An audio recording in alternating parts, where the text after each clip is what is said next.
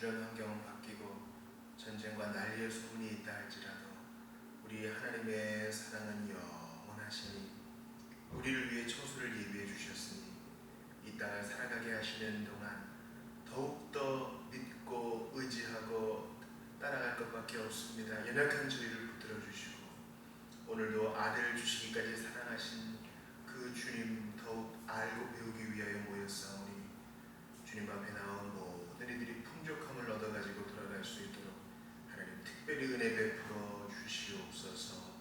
우리의 상한 마음 다 내어버리고 주님만을 향하여 달려갑니다. 우리 하나님 예비하신 은혜를 더하여 주시고 하나님께만 영광 돌리는 우리가 다 되게 하여 주시옵소서. 예수님 존귀하신 이름으로 기도합니다. 아멘.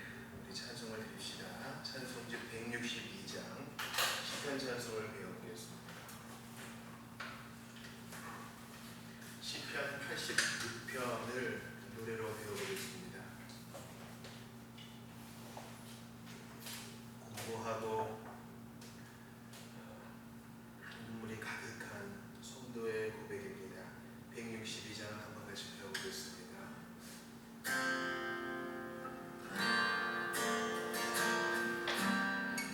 주여 나는 공고하고 주여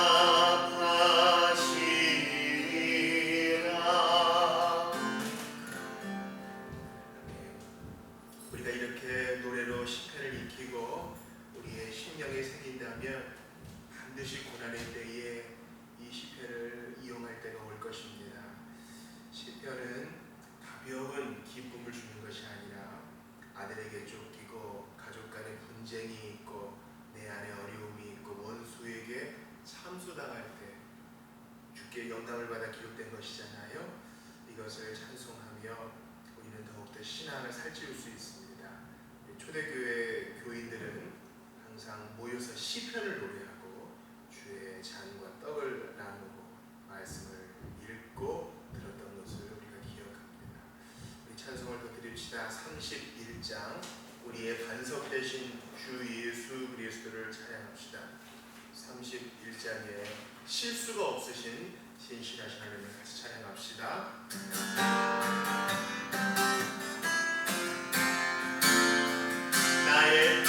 나의 반석이신 하나님 행하신 모든 것 완전하시니 나의 생명 되신 하나님 내게 행하신 일 찬양합니다. 신실하신 하나님 실수가 없으신 좋으신 나의 주 신실하신 하나님 실수가 없으신 좋으신 나의 주 나의 반석이신 나의 반석이신 하나님 행하신 모든 것 완전하시니 나의 생명 되신 하나님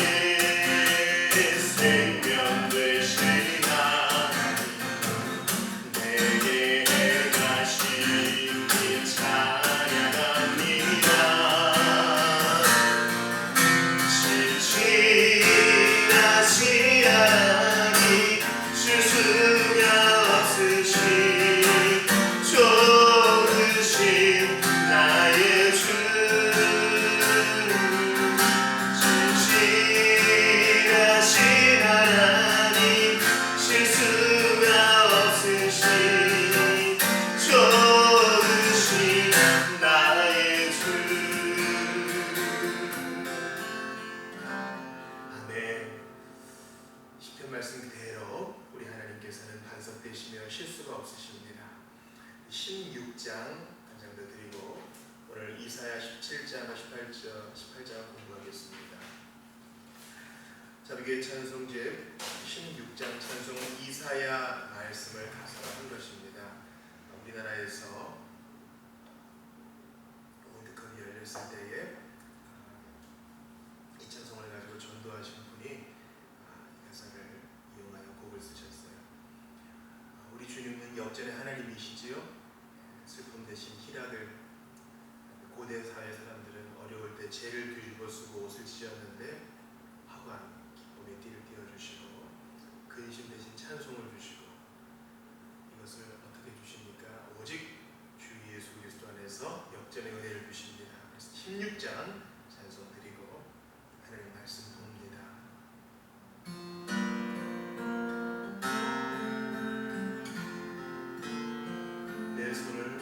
내 손을 주께 높이 듭니다. 내 찬양 받으신 주님 내 마음을 주께 활짝 엽니다. 내 찬양 받으신 주님 슬픔 대신 희락을 죄 대신 화관을 근심 대신 찬송의 옷을 주셨네.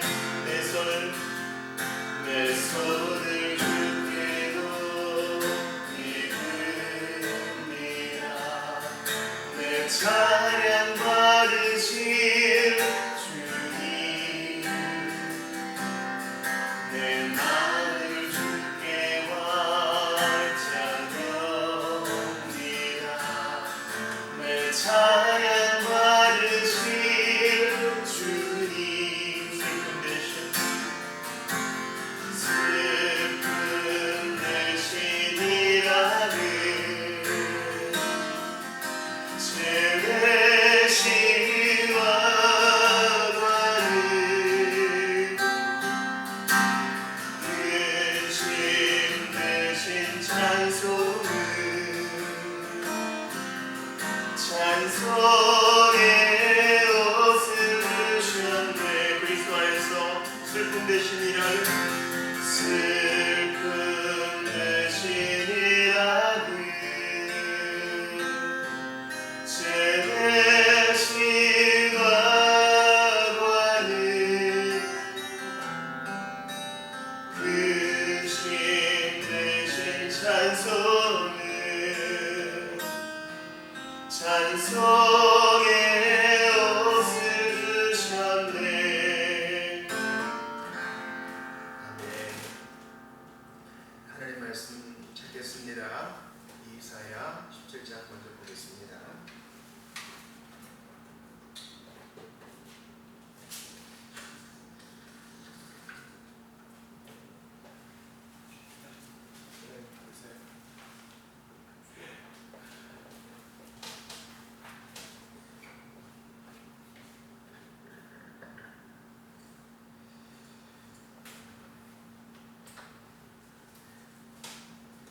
이사야 17장을 보고 다음 주에는 19장 애국에 대한 경고 19장 20장 볼 테니까 미리 읽으시면 되겠습니다. 지난주에 이렇게 화면을 보여드렸더니 이게 잘 안 보이시는 것 같아요. 그래서 지명 볼 때는 우선 이거를 성경책에 끼워 놓으시면요 좀 보시기 편할 것 같아요. 먼저 17장 전체를 우리 또박또박 교독하죠.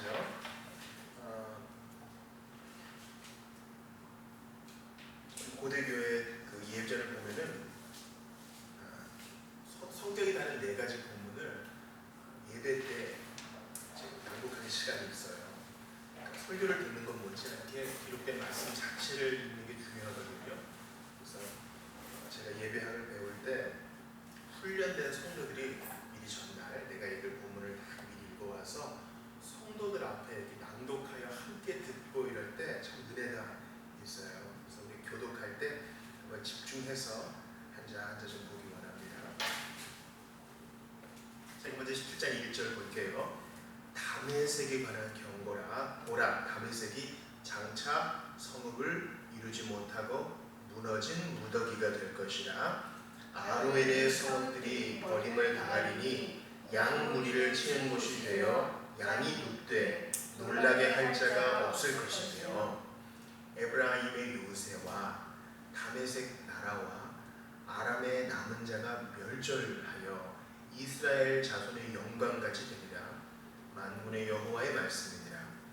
그날에 야곱의 영광이 쇠하고 그의 살찐 몸이 화리하리니 마치 추수하는 자가 곡식을 거두어 가지고 그의 손으로 이삭을 벤 것 같고 르바임 골짜기에서 이삭을 주는 것 같으리라.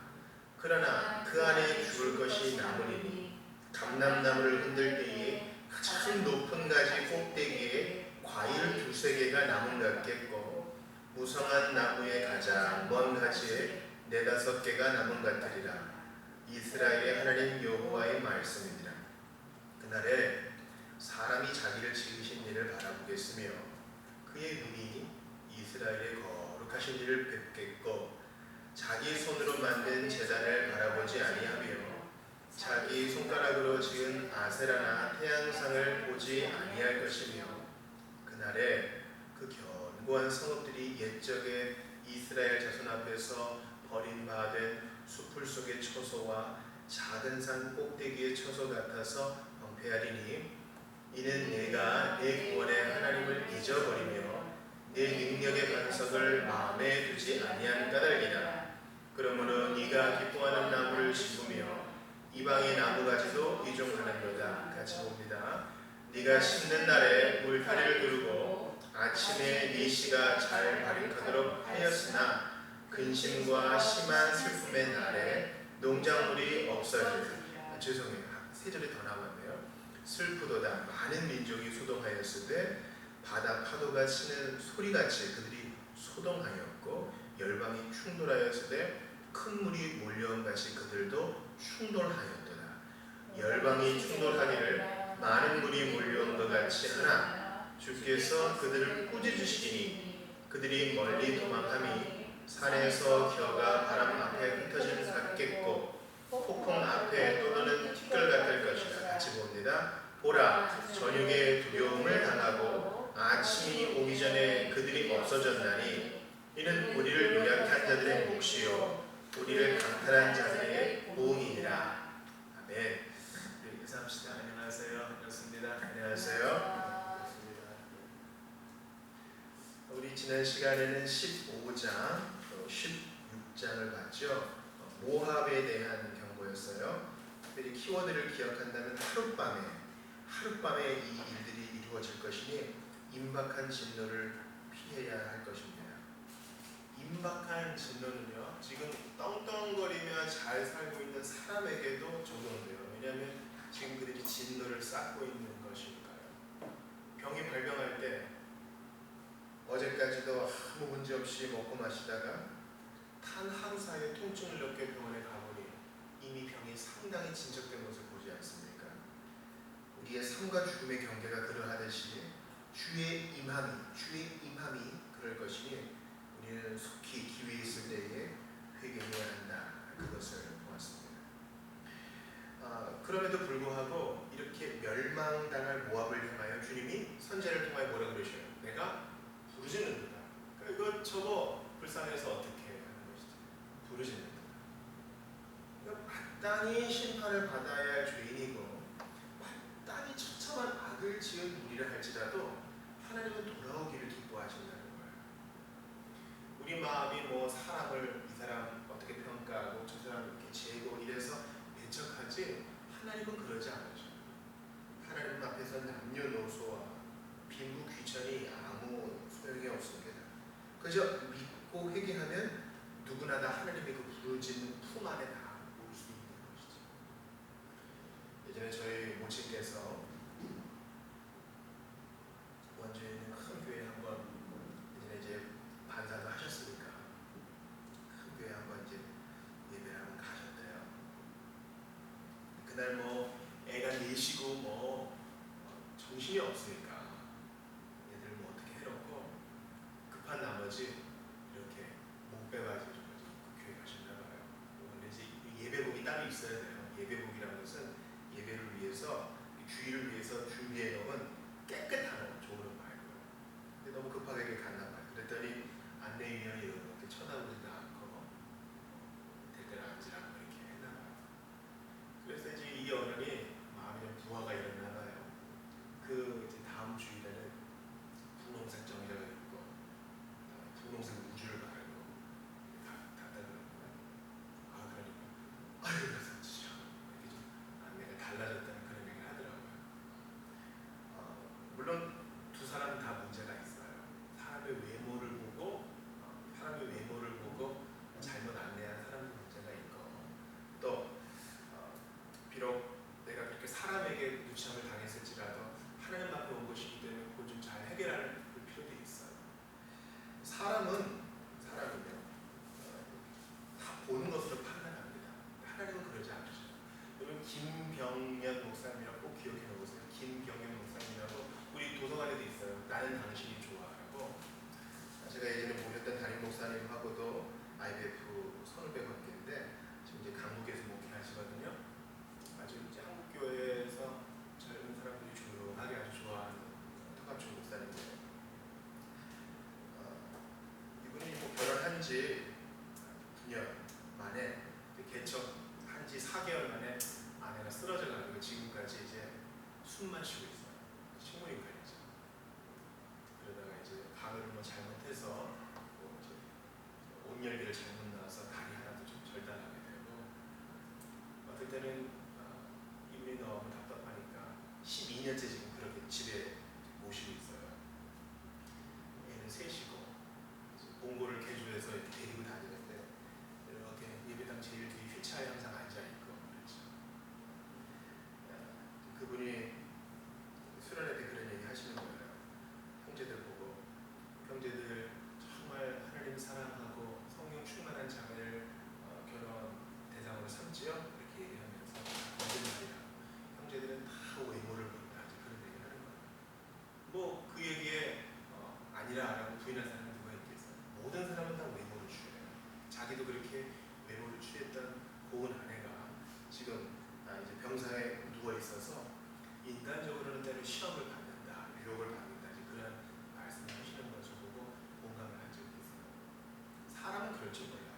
하나님은 모압이라 하지만 그렇게 처절하게 택한 백성을 괴롭히고 또 의도적으로 악을 쌓는 모압이라 할지라도 내 마음이 모압을 위하여 부르신답니다. 그러니까 교회는 하나님께서 부르짖는 그런 곳이에요. 우리도 새벽마다 또 다니엘처럼 식사하고 이 자리에서 점심과 저녁마다 부르짖지요. 근데 우리의 부르짖음이 하나님의 부르짖음만 하겠어요? 그거예요. 우리는 피곤하면 자야 되고 배고프면 먹어야 되고 힘들면 쉬어야 돼요. 주님께서는 지금도 일하시잖아요. 예수님께서 내 아버지가 일하시니 나도 일한다. 성부와 성자가 같이 부르짖으세요. 성부와 성자는 하늘에서, 성령은 우리 안에서 부르짖으세요. 로마서에서는 그것을 탄식이라 하죠. 그러니까 우리가 좀 안심할 수 있는 겁니다. 주님의 기도, 주님의 부르심 때문에 우리 같은 죄인도 위로를 받는 거예요. 오늘은 17장에서는 에브라임과 북이스라엘과 다메섹에 대한 경고, 18장에서는 부스에 대한 모습을 보이는데 우리가 이쯤 되면은 이사야 전체 맥락을 잊어버릴 수 있기 때문에 좀 프린아웃한 걸 잠깐 봐주시기를 바래요. 우선은 지도 나온 것은 나중에 보시고요. 글자가 있는 부분을 봐주세요. 보면은 작은 성경책 이사야 이렇게 되어 있죠. 그래서 이사야를 1부, 2부, 3부로 나눠요. 1부는 이스라엘과 이방에 대한 심판과 구원. 지금 우리가 1부를 보고 있잖아요. 그죠? 우리가 오늘 보는 15장, 17, 18장이 바로 이방 예언이 지금 포함된 거니까요. 13장부터 23장까지. 2부는 포로기. 3부부터는 새하늘과 새 땅. 우리 교회 한 집사님이 이 부분 읽고 은혜를 너무 많이 받으신 거죠. 그래서 이사야의 기록 목적 제가 한번 읽을 테니 보셔요. 이사야의 기록 목적은 하나님께서 인간을 구원 구속하시는 방법을 설명한다. 즉 메시아를 예표하고 내용은 구속의 방법과 통치하심 그리고 그의 나라에 대한 설명이다. 구속함 받는 것은 하나님의 전적인 은혜와 섭리의 결과임을 강조하여 이스라엘 백성에게 선민의식을 깨우쳐 준다. 나아가서는 하나님께서 그의 나라를 통치하신다는 내용을 강하게 외친다. 이사야서의 주제와 중심 사상을 보세요. 핵심적 주제는 구원이다. 즉 메시아를 통한 구원이다. 구원하시는 방법을 대략적인 주제로 정리하면 거룩하신 하나님은 언약 백성 방관하지 않으십니다. 여러분 진짜 미우면요 아예 말을 안 해버리면 되잖아요. 상관을 하지 않으면 되잖아요. 아직까지 싸우고 변론하고 좀 침튀기면서 옥신각신하는 것은 아직까지 희망이 있다는 거예요. 주님이 이스라엘 백성은 다 침묵하고 수수방관하고 딴방 써요. 이렇게 해도 하나님은 어떻게든 붙잡아서 얘기하려는 거예요. 두 번째, 그들을 연단시키고, 세 번째, 징계하시려 불경건한 생활 깨끗이 시키시고, 네 번째, 메시아 통한 구원 선포하시고 대속의 은혜로 구속하신다. 중심 사상은 절망적인 백성들에게 메시아를 통한 진정한 위로. 그렇죠? 그래서 이러한 사상을 대략적으로 정리하면 남은 자 사상, 메시아, 거룩하신 하나님, 만군의 여호와, 그리고 고난받는 주님의 주. 그래서 이사야에 나타난 그리스도, 이사야에서는 그리스도가 여러 가지 모습으로 많이 나와 있는 것이에요. 자, 이것은 우리가 때마다 시마다 좀 볼 테니까 이사야에 좀 키워놓아주시기를 바랍니다. 자, 먼저 오늘 17장의 다메섹에 관한 경고를 보시죠. 다메섹은 어디인가? 자, 지도를 보세요. 다메섹은 어디인가? 다메섹 도상 이런 얘기 많이 듣지요. 다메섹 가는 길에 누가 변화를 받았어요? 바울이 변화했죠. 사울이 변화되어 바울 되었다 그런 건 아니고요. 바울은 히브리식 이름, 사울은 히브리식 이름, 바울은 헬라식 이름이에요. 왜냐하면 이방인의 사도가 되니까 헬라식으로 이름이 불렸다는 것이죠. 그의 아무튼 결정적인 변화의 때가 다마스커스인 다메섹으로 가는 길에 일어나는 거예요. 다메섹이 지금 보이시죠? 여기 보이잖아요. 밑에 이제 계달의 장막, 또 암몬과 모압이 이렇게 순서대로 있고요. 그리고 이제 밑에 이제 강과 바다가 잘 보이지는 않는데 밑에 이제 유다와 에돔은 제일 밑에 있고 블레셋은 왼쪽에 해안을 접하고 있죠. 미디안이 있고요. 여기가 홍해일 거예요. 그렇게 추정합니다. 그리고 홍해 밑에 애굽에 있는 이 나일강, 그 곡창지대고요. 애굽에 있는 나일강은 남에서 북으로 흐르는 참 희귀한 강이잖아요. 이 발원지에 뭐가 있어요? 구스. 우리는 보통 구스를 에티오피아의 북서쪽, 현재 에티오피아 그 부분으로 봅니다. 애굽의 25왕조 때 구스인들이 아주 힘이 세가지고 애굽의 왕권을 찬탈해서 여기를 이제 먹었어요. 구스인이 과거에는 아주 영광스러운 나라였습니다. 오늘 이런 배경으로 17, 18장을 좀 보기 원해요. 밑에 유다와 이스라엘 왕들도 보세요. 아예 이 표를 본 김에 보시죠.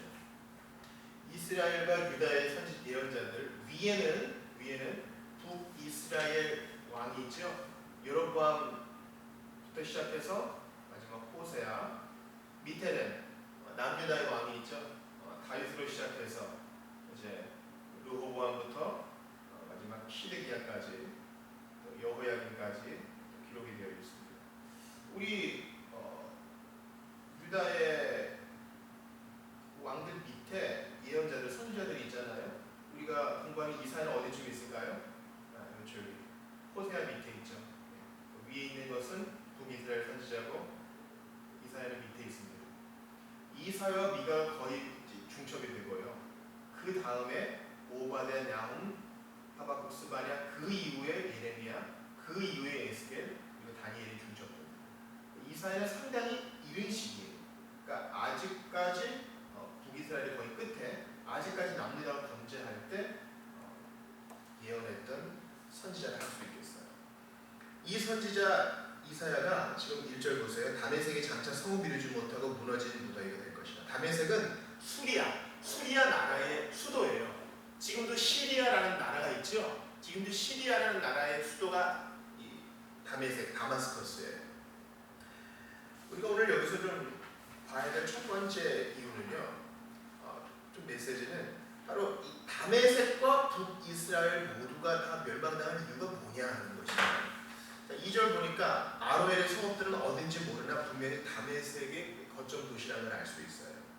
버림을 당하는데 양무리를 치는 곳이 되어서 양이 늑대 놀라게 할 자가 없을 것입니다. 사람들이 뭐 다 이제 멸절당하는 거죠. 근데 갑자기 북이스라엘의 에브라임이 나와요. 여러분, 에브라임은 누구 아들이에요?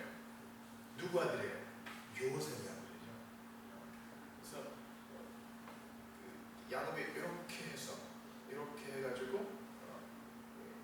에브라임이 장자의 권리를 받게 되잖아요. 루벤은 이제 침실을 등록했기 때문에 장자의 권리를 빼앗기고, 그래서 북이스라엘과 에브라임이 거의 같은 의미로 쓰입니다. 3절 보니까 에브라임의 요새와 다메섹 나라와 아람의 남은 자, 아람까지 다 포함해요. 멸절하여 이스라엘 자손의 영광같이 되리라. 그러니까 하나님은 멸절시킬 때에도 심판을 하실 때에도 영광 받으실 분이라는 걸 알 수 있어요.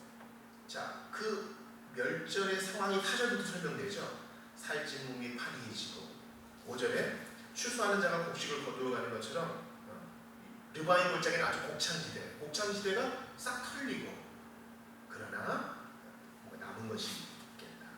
4-5개 정도밖에 안 남는다. 왜 이런 일이 벌어져요? 10절 같이 읽어보겠습니다. 10절 시작. 이는 네가 네 구원의 하나님을 잊어버리며 내 능력의 반석을 마음에 두지 아니한 까닭이라. 그러므로 네가 기뻐하는 나무를 심으며 이방의 나무가지도 이종하는도다.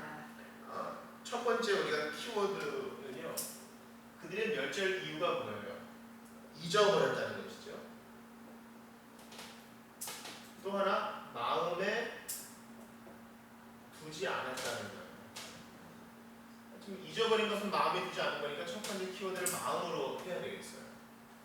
그러면 신앙생활에 있어서 잊어버리지 않는 것, 기억한다는 것은 상당히 중요한 거예요. 여러분, 절 다니는 사람이 정말 불경을 열심히 읽는 거 보신 적 있어요? 저는 그런 거 거의 못 봤어요. 이슬람 믿는 사람이 코란을 거의 외우는 사람도 있어요. 코란은 아직 잘 알아요. 두껍지 않아요. 그러나 이런 이슬람 다니는 사람이 코란을 사랑해가지고 매일매일 본다는 거 잘 기도문 좀 더 외우고 기도 행위를 더 강조하죠. 우리 주님께서 우리에게 성경을 주신 이유는요, 다분히 잊어버리지 말고 매일매일 연습하라는 의미가 커요. 하나님께서 우리가 성경이라는 계시를 공부할 때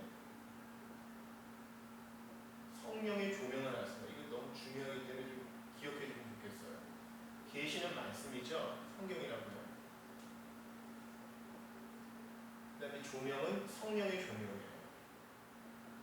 우리가 이 두 가지를 절대 같이 가야 되지 따로따로 놓으면 안 돼요.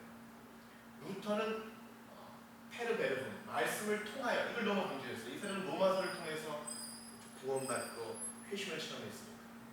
그러나 말씀만 계속하게 되면 이게 건조해지기 쉬워요. 그래서 칼빈은 꿈베르고 성령과 함께가 빠지면 말씀을 통해서는 건조해지기 쉽다 이렇게 얘기했어요. 그러니까 진정한 개혁파교회는 진짜 성령 사역을 강조하는 교회예요. 넘어뜨리고 방언을 하고 치유하여 안수하고, 물론 개혁파교회도 아픈 사람이 있으면 장로들과 함께 야고보서 말씀 그대로 기름을 바르고 안수 기도를 합니다. 그러나 우리는 말씀을 통하여 성령과 함께 이것을 잊지 않아요. 이것은 뭐예요? 다분히 매일매일 잊지 않고 기억한다는 것이죠. 마음에 새기는 거예요. 그러나 뭐 때마다 뭔가 좀 부족하고 내가 열심히 부족할 때마다 가서 왕창 전하고, 그게 아니라 하나님이 원하시는 것은 매일 꾸준히 조금씩 기억하고 잊지 않는 것입니다. 이들이 여기에서 실패했기 때문에 하나님께 멸절을 당하는 거예요. 북이스라엘이나 또 다메섹이나 마찬가지입니다. 그래서 이들이 하나님을 잊어버리고 마음에 두지 않아서 어떤 일을 벌여요? 네가 기뻐하는 나무를 심으게. 기뻐하는 나무는 뭐예요? 지금 여기 이 땅에서 잘 자라는 게 있는데 왠지 딴 나라에 있는 게 더 좋아 보여. 마치 유다 왕이 이방에 있는 그 제단이 멋져 보여가지고 그려가지고 수입해온 것처럼 남에게 좋아 보이는 거예요. 또 이방의 나무가지도 이종하는 거 가져오는 거. 내 거에 만족을 못해요. 천천히 흐르는 실로와 물에 만족하지 못하고 남에게 다 좋아 보이는 거. 마음에 두지 않고 잊어버리니까 마음이 공허하잖아요. 우리의 마음은 뭔가 채워져 있어요. 꽉 채워져 있어요.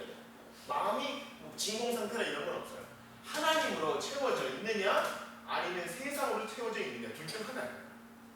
근데 뭐 하나님을 안 두니까 이 빈 마음을 내가 좋아하는 걸로 채우는 거죠.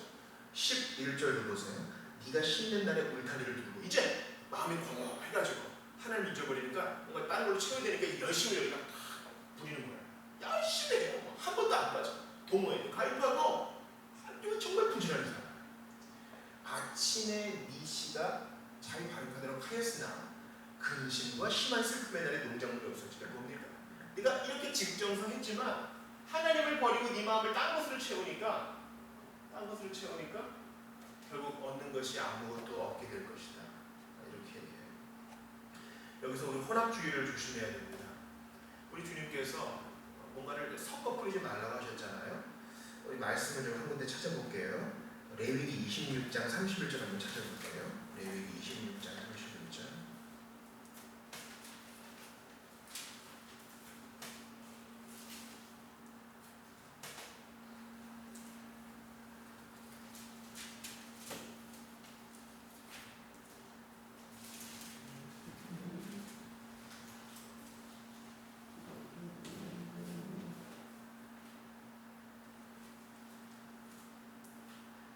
아, 31절 같이 읽어보겠습니다.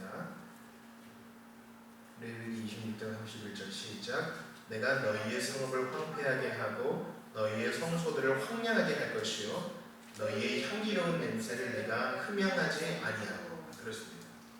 이들이 하나님이 이미 주신 것에 만족하지 못하고 세상의 것들, 허탄한 것들을 심었더니 소출도 없고 만족도 없어지고, 또 하나님께서 그만 것을 그대로 하니까 하나님이 황폐하게 만드신다는 것이죠.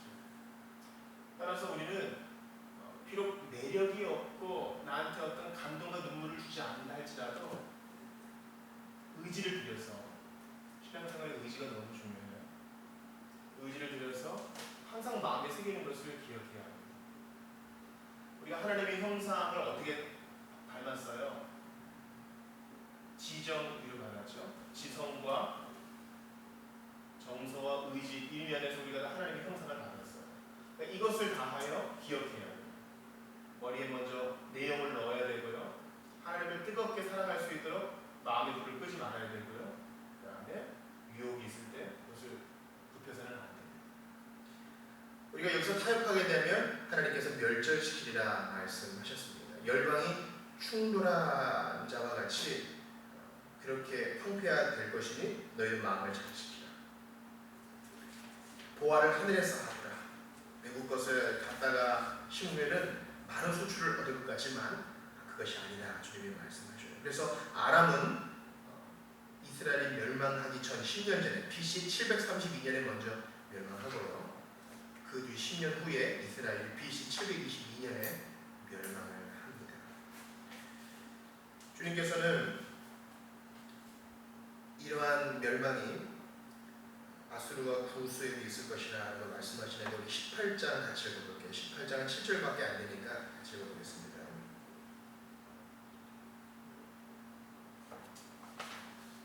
제가 읽어볼게요. 슬프다 구스의 강 건너편 날개치는 소리 나는 땅이여 갈대 배를 물에 띄우고 그 사자를 수로로 보내며 이르기를 민첩한 사절들아 너희는 강들이 흘러 나누인 나라로 가되 장대하고 준수한 백성 곧 시초부터 두려움이 되며 강성하여 대적을 밟는 백성에게로 가라 하는도다. 세상의 모든 거민 지상에 사는 너희여 산들 위에 기치를 세우거든 너희는 보고 나팔을 불거든 너희는 들을지니라. 여호와께서 내게 이르시되 내가 나의 처소에서 조용히 감찰함이 쬐이는 일광 같고 가을 더위에 운무 같도다.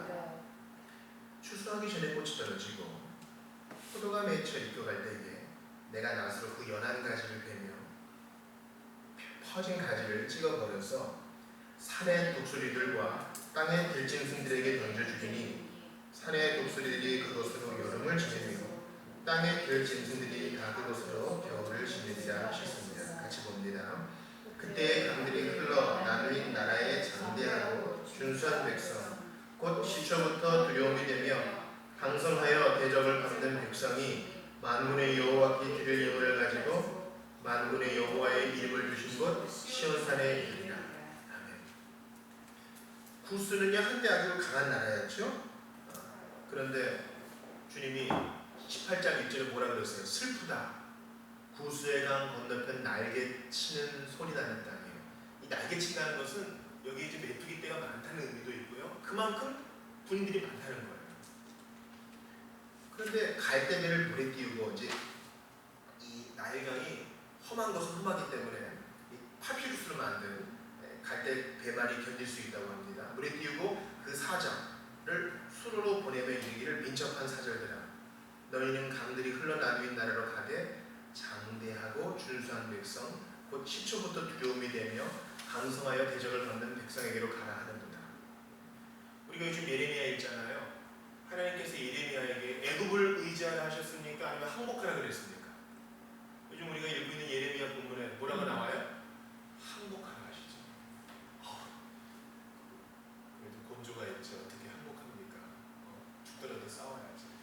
하나님은 그게 아니라 하셨어요. 주님의 목적은 잡혀가서 정결하게 된 다음에 다시 돌아와 시작하게 하는 것인데 자꾸 의지하면 안 된다는 거예요. 그게 구수라 할지라도.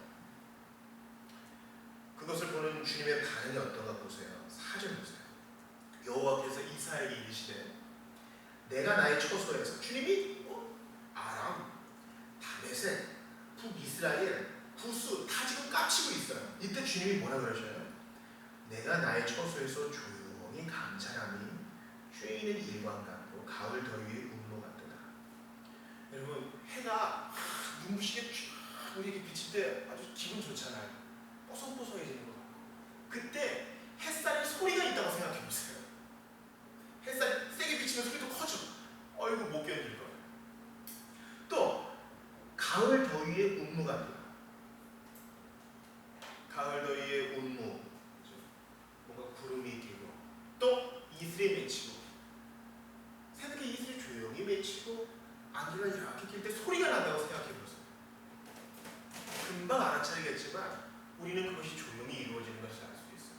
햇살도 마찬가지고 이슬도 마찬가지예요.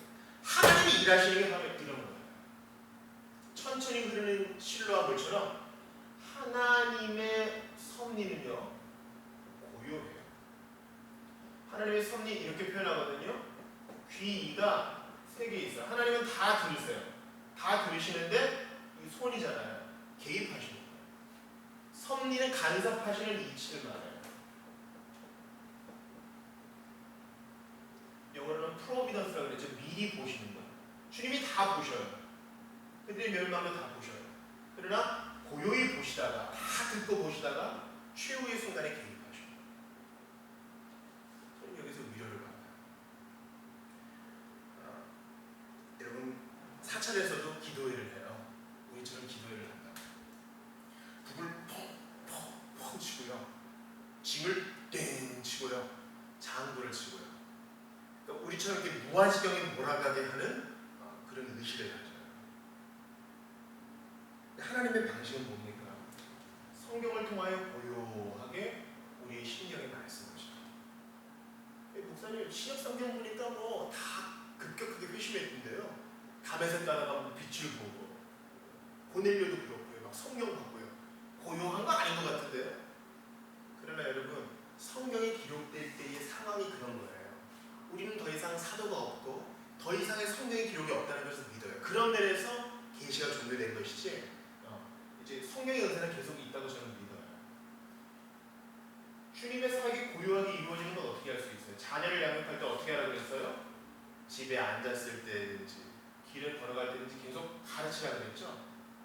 신약 성경에서 계속 가르치라 함은 성령의 고요한 사역이 있을 것이라는 것을 말해요. 바로 그 눈앞에서 거품을 물고 쓰러지지 않아도 이렇게 조용한 회심이 있을 수 있다는 거예요. 하나님은 이렇게 고요하게 일하셔요. 그리고 처음 믿을 때 갑자기 급격하게 아주 요란하게 믿었다 할지라도 그의 평생에 항상 그런 일이 계속되는 게 아니에요.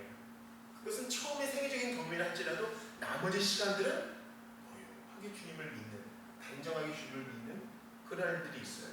하나님이 일하시는 방식이 이래요. 이슬처럼, 일광처럼 내가 내 처소에서 조용히 감찰하니, 개역 한글에는 종용이 이렇게 되어 있거든요. 아무튼 주님은 조용히 보세요. 없는 것처럼. 그래서 때때로 이렇게 답답하죠. 좀 들려달라고. 근데 유리문단에 나오는 것처럼 우리는 기도로 하나님께 말씀드리고 주님은 성경으로 우리에게 말씀하신다. 이게 아주 중요한 교리예요. 주님은 고요한 방식으로. 그러나 일단 개입하시면 어떻게 일이 일어납니까? 5절 보세요. 추수하기 전에 꽃이 떨어지고 포도가 맺혀 익어갈 때에 내가 낫으로, 심판 때에는 낫으로, 천사가 낫을 든 천사 성화 우리가 좀 보지 않습니까? 그 11가지를 베며 허진 가지를 찍어버려서 들짐승에게 주리라. 주님의 심판, 일단 심판하시면 한순간에 그렇게 일하시기 때문에 하나님이 고요하게 일하실 때 이것을 만홀히 여기지 말아야 한다는 것입니다. 우리는 정신을 바짝 차려야 하는 것입니다. 우리는 세상에 대해 죽었다는 것을 기억하고 온전히 하나님만을 의지해야 해요. 주님이 고요히 일하시니 우리도 우리 직장에서 오늘 일찍 가야 돼요. 야근 못합니다. 왜요? 오늘 기도에 있거든요. 이렇게 함부로 핑계대서는 안 된다는 것입니다. 교회 문서들 오늘 우리 그룹 모임, 우리 구역 모임에서 쓸 거 회사 복사기 막 이용하고 그런 것이 아니라 고요하게 있는 자리에서 조용히 우리의 땀과 눈물을 심어야 하는 것입니다. 오늘 새벽에도 얘기했는데 313년에 밀라노 측량을 발표한 콘스탄틴 황제가 있어요. 콘스탄틴 황제는 기독교를 공인했어요. 인정을 해준 거죠. 인정을 해줬어요. 그래서 교회가 재산을 보장받게 됩니다. 콘스탄틴 다음 황제가요. 더 이상 기독교에만 특혜를 줄 수 없어. 로마의 위대한 신들을 다시 불러와요. 그러면서 로마의 이교 사제한테 편지를 써요. 너 기독교인들한테 좀 배워라. 우리가 그들에게 너무 비교된다. 너무 부끄럽다. 기독교인들을 봐라. 기독교인들은 조용히 병자들을 돌봐준다. 기독교인들은 조용하게 봉사의 일을 한다. 우리는 그렇게 못하고 있지 않느냐. 정신을 좀 차리고 그네들이 하는 걸 좀 보고 배워라. 그들은 조용히 희생한다. 그리고 자기들끼리 기금을 모아가지고 연약한 자들을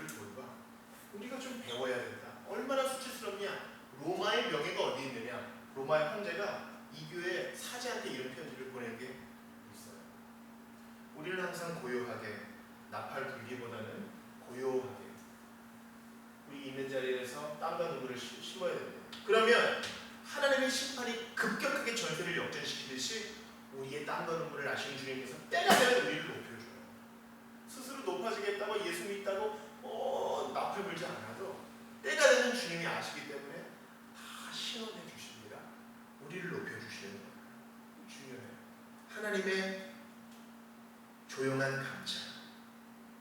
그러니까 지금 악한 자들이 막 득세하고 칭찬을 받고 부익부 부익빈, 나일 때부터 금수저를 갖고 있는데 이제 금괴도 부족해서 이 돈을 언제 다 쓰지? 고민하는 사람이 있어도 주님이 고요히 지금 감찰하고 계시고 심판을 쌓아놓고 계시니 우리 두려워할 거 없고 괜히 배아플 필요가 없어요. 우리의 길을 끝까지 가면 됩니다. 우리의 상급이 하늘에 쌓이고 있다는 사실을 기억하면서 우리는 하나님의 섭리를 끝까지 믿는 거예요. 모든 것이 다 주 안에 있다는 사실을 기억하고요. 마지막으로 우리는 다시 17장으로 돌아와서 이러한 처참한 상황 중에서도 주님이 놀라운 일을 벌이신다는 것을 볼 수 있습니다. 먼저 6절을 보세요. 6절 같이 읽어볼게요. 17장 6절 시작. 그러나 그 안에 죽을 것이 남으리니 감람나무를 흔들 때에 가장 높은 가지 꼭대기에 과일 두세 개가 나무 같겠고 무성한 나무에 가장 먼 가지에 4-5개가 나무 같으리라. 이스라엘 하나님 여호와의 말씀입니다. 주님께서 에브라임과 다메섹을 모두 멸절시킬 때에 남은 자를 예비해 놓으신다. 이게 우리한테 소망이에요. 주님은 이럴 의무가 없거든요. 이럴 의무가 없어요. 어떤 사람이 정말 마음이 동해가지고 여보 우리 이제 아이를 한 명 입양합시다. 그래서 고아원에 가서 아이를 하나 입양했어요. 그때 고아원을 좀 막았으면서 어떻게 그럴 수 있습니까? 아직 입양한 데가 안 된 애들이 이렇게 500명이나 있는데 얘는 다 입양하시고 그럴 수 있어요? 한 명 입양한 것도 대단한 일이에요. 그렇습니다. 하나님께서 누군가를 남겨두실 때 하나님께 따질 수 없어요. 그럼 나머지 멸절된 사람은 뭐예요? 이 영역을 잘 구별해야 돼요. 그들이 심판받은 것은 전적으로 그들의 타락과 죄 때문이에요. 그렇죠? 하나님이 타락시킨 게 아니죠. 하나님이 선악과 열매를 따먹기 시킨 게 아니죠. 네. 그들이 잘못한 거예요. 죄책은 그들에게. 그러나 하나님이 은혜를 베푸사 남은 자를 주신 것은 뭐예요? 전적으로 하나님의 주권이에요. 하나님의 주인 되신 권리라고요. 우리 뭐 죽은 자들은 뭐예요? 아니에요. 이게 우리한테 의미가 있어요. 그래서 하나님의 택하심, 남겨주신 선택하심은 구원받은 자들에게 은혜가 되는 것이고 아직까지 구원받지 못한 자들에게는 믿음과 회개를 가르쳐줘야 되는 것입니다. 그들이 이렇게 남겨진 자들이 그날에 7절 보세요. 그날에 사람이 자기를 지으신 일을 바라보겠으며 그의 눈이 이스라엘의 거룩하신 일을 뵙겠고 그날 세 번째는 하나님의 놀라운 은혜예요. 상상조차 못할 일이죠.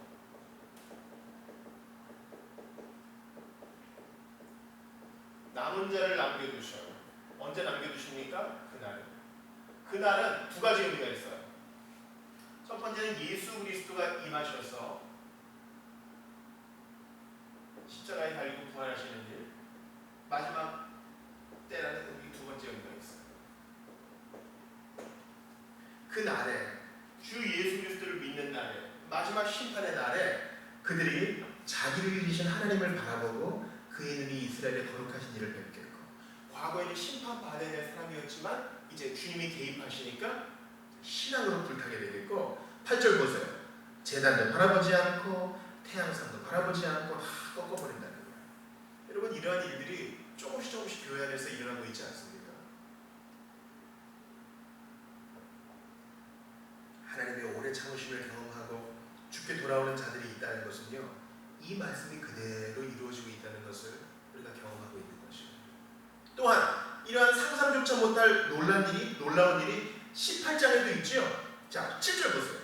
18장 7절 같이 읽습니다. 시작. 그때의 강들이 흘러 나라에 장대하고 준수한 백성 곧 시초부터 두려움이 되며 강성하여 대접을 받는 백성이 만군의 여호와께 드릴 예물을 가지고 만군의 여호와의 이름을 주신 곳 시온산에 이릅니다. 17장 7절도 놀랍고 18장 7절도 놀라워요. 여기에는 그날의가 아니라 그때로 나오죠. 같은 얘기입니다. 그때 그리스도께서 오셔서 성령을 주실 때 또 마지막 날에 또 오늘날도 마찬가지겠죠. 성령께서 한 사람을 잠식하실 그날에 현재도 있을 수 있는 일이에요. 대접을 받는 백성이 한때는 난리치고 싸움박질하는 그런 백성이 만군의 여호와께 드릴 예물을 가지고 왜 그래요? 주님 사랑하니까 여호와의 이름을 두신 곳 시온산에 이르리라. 시온은 항상 뭐라 그랬어요? 복음교회. 이렇게 폭력적인 백성도 복음교회의 일원이 될 수 있다는 거예요. 구수를 두고 하신 말씀에 특별히 이런 말씀이 있죠. 여러분 이 지도를 한번 봐주세요. 이 말씀이 예를 들어 어떻게 성취되었느냐. 요 애굽이라고 있죠. 구수가 애굽까지 점령할 때가 있다고 그랬어요. 알렉산더 대왕이 아주 젊은 나이에 죽고 나서 나라를 총 4군데로 나눴습니다. 그래서 애굽과 이스라엘이 톨레미 왕조라고 하나의 왕조를 이루었어요. 그래서 이제 알렉산더의 헬라 사상을 막 주입했죠. 사람들이 그러니까 다 헬라 말, 그리스 말을 쓰는 거예요. 신약 성경에 기록된 그 말을 쓰기 시작하는 거예요. 뭔가 느낌이 오세요? 이 사람들은 원래 유대인인데 알렉산더가 나눠준 땅에 있는 사람은 알렉산더 나라의 말을 쓰기 시작했어요. 그러니까 유대인들도 슬슬 자기네 말을 잊어버리기 시작해요. 유대인은 히브리어를 써야 되잖아요. 마치 우리나라 일제감정기 때 이제 후반부에 갈수록 무력 통치하면서 말을 빼앗아가는 거죠. 그러자 이제 애굽에 있는 톨레미 왕조의 두 번째 왕 톨레미 2세가 어떤 마음이 들었는지 어려운 히브리 성경을 번역해라. 무엇으로? 알렉산더가 쓰는 헬라말. 그래서 어려운 히브리 말이 헬라어로 번역돼요. 구약성경. 이것을 72명이라고 해요. 72명의 사람들. 각 지파, 저마다 12명씩 차출했거든요. 이 72명은 누가 인용한 성경이냐면 예수님이 쓰신 성경이에요. 또 바울이 쓴 성경이에요. 그래서 가끔 구약 성경에 이렇게 나온 게 신약에 인용됐는데 조금씩 다른 그런 게 느껴지시죠? 왜 그러냐면 72년이라는 번역 성경을 썼기 때문에. 이 72년을 누가 썼느냐? 헬라 영향을 받은 애굽의 구스 지방에 있는 톨레미 왕조가 쓴 거예요. 톨레미 왕조. 그러니까 우리는 18장 7절 말씀을 이렇게 해석할 수도 있어요. 만군의 여호와께 드릴 예물, 이러한 70인령이라는 복된 성경을 가지고 주님께 나아오게 되는 세상 역사도 주관하시는 하나님의 일들을 보게 됩니다. 또 구스인 중에서 유명한 사람 누구 있어요? 구스인 중에 빌립한테 세례받은 에티오피아 구스인 4시 있잖아요.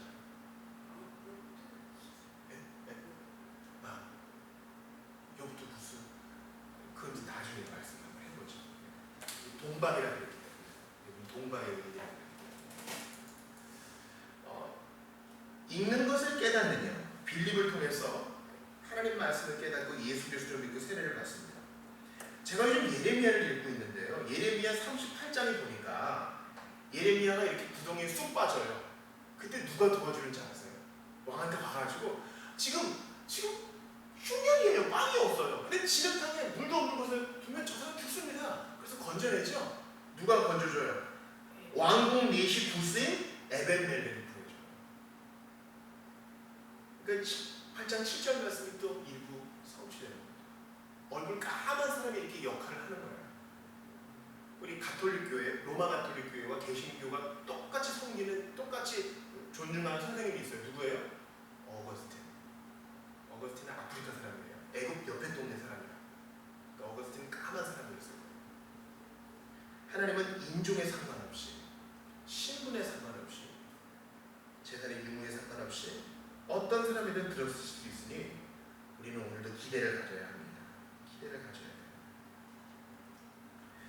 홈페이지 이제 기능 성도님도 가입하시고 그래가지고 한 명이 더 늘었는데 오늘 어제 보니까 내가 알지도 못하는 사람이 우리 자녀교회 홈페이지에 이제 가입을 했더라고요. 이제 곧 100명이 될 것 같아요. 97명이거든요. 제가 이런 것을 언뜻 보면서 그런 생각을 해요.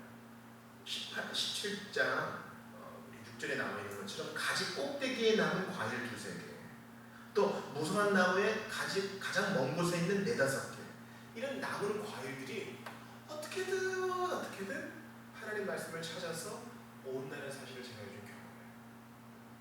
그거 티는 안 내지만 숨어서 하나님 말씀을 상고하고 배우고 있는 것이에요.